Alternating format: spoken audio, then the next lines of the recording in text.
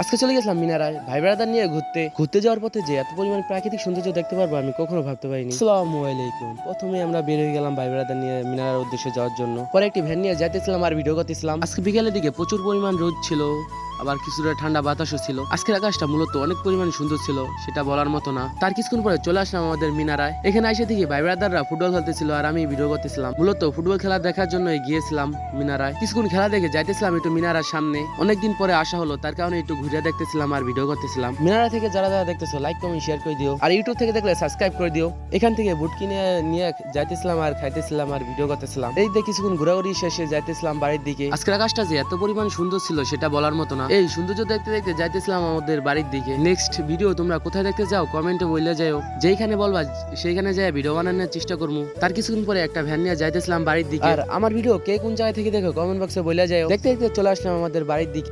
আজকে এই পর্যন্তই, আল্লাহ হাফেজ।